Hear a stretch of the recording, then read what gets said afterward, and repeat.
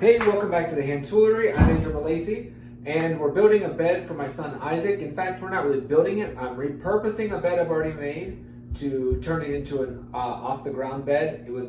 It's basically a frame for a mattress that sits on the floor, and I'm trying to use as much stuff as I can that I already have on hand. So it's basically like a scrap wood challenge in a way. And so I'm going to be reusing the stuff I already made the mattress frame out of. Got some. This here is a headboard I found on the side of the road. I took the legs off of it, and so it's just the headboard. It's a little too narrow for it to be the whole headboard, but I'm going to be able to take a section out of it that is just long enough. Found this was repurposed from, it was a shelf in our basement that we redid, so we'll be using that. I've also got some reused mass furniture parts here. I took apart an old desk that was given to us, and so I was able to save these. So like I said, the name of the game on this one is reusing as much as I possibly can and getting it done quick. And I've still got some 2x4s left over from the lathe build. I think I can get my 4 legs out of them. This will involve some hand tools, but I'll probably cut things down with my power miter saw when possible, and I will use my bandsaw on this one, so FYI.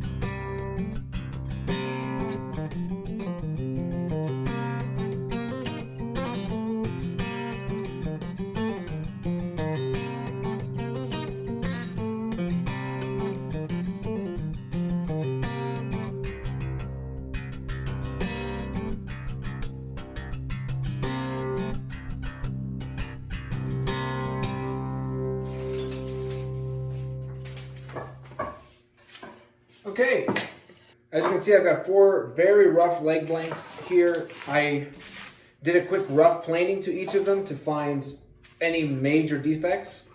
This one's got a little bit of cracking right there, but it doesn't go through to the end. So I'm going to set about squaring all these up now and getting them close to final length.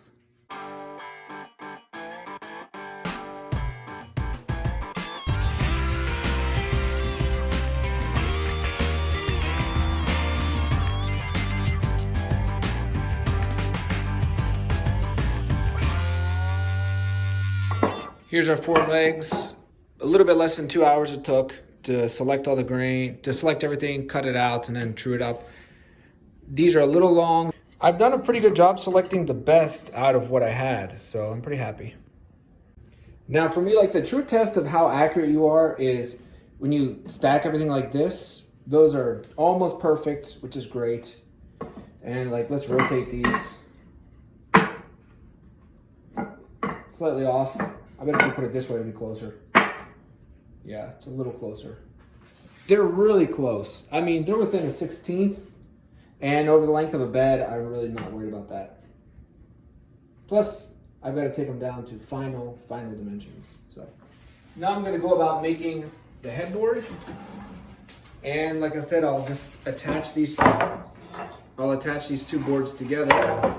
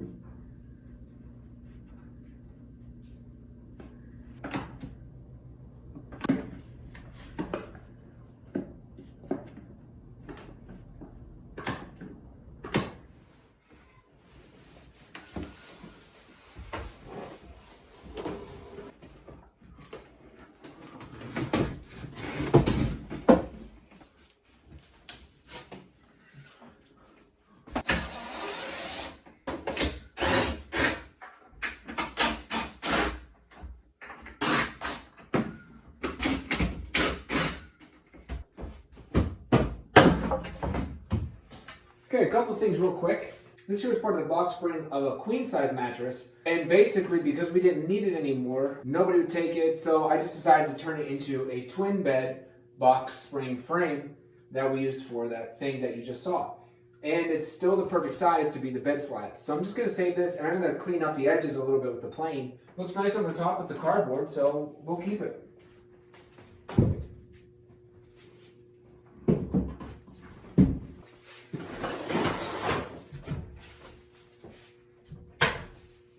Here it is. It's been relegated to here.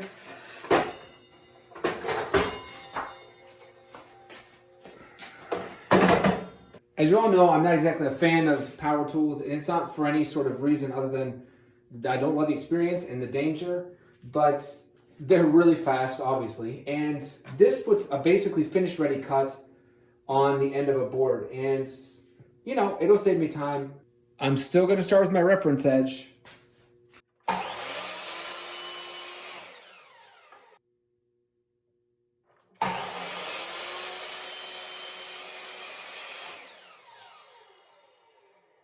I don't know if in the end you can see. Can you see that? That's perfectly quarter sawn. So I would expect this to be pretty stable. It's going to be painted, so whatever.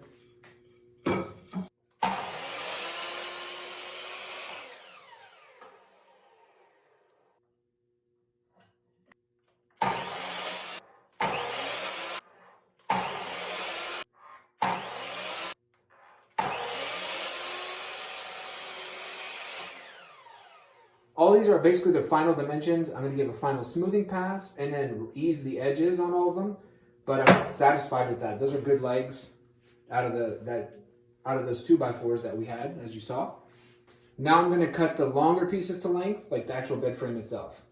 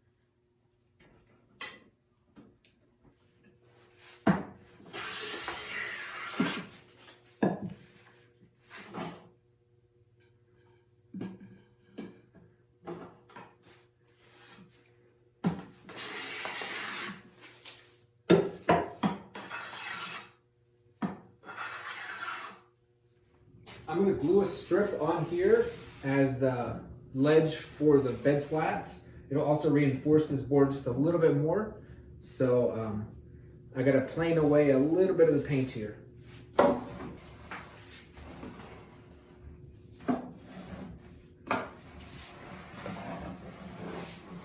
my number 6 has a bit of a camber on it, so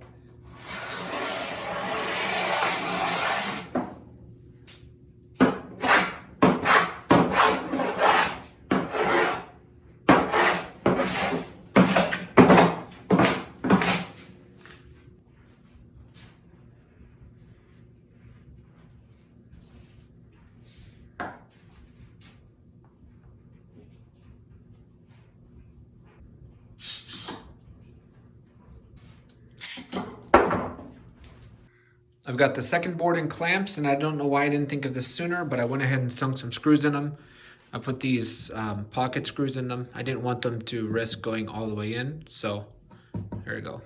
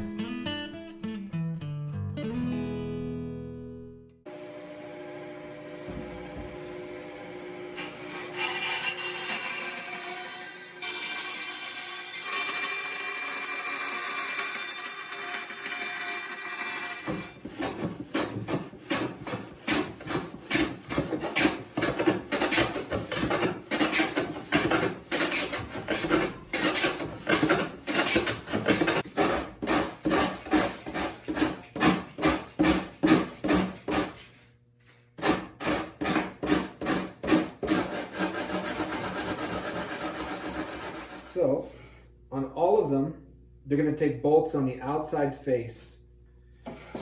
These marks represent where the bottom of the rail is going to end up. So I'm going to transfer that around. Okay. Okay, so imagine that this line, again, is the bottom, so that means we're going to line up like that. What I'm going to have to do is make sure that I can get a repeatable system of marking out where I'm going to put the hardware. And so basically all I'm going to do is take this square, just going to take it like this. Okay, and that's going to be where the bolt goes. I'm going to mark the other side as well, because it's going to have to go through both sides.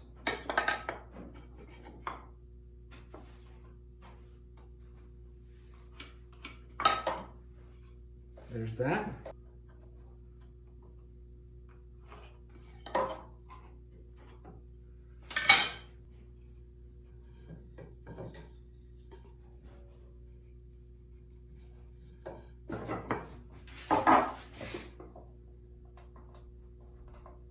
With all our holes marked, now we've got to actually drill the holes. I'm gonna start with an awl.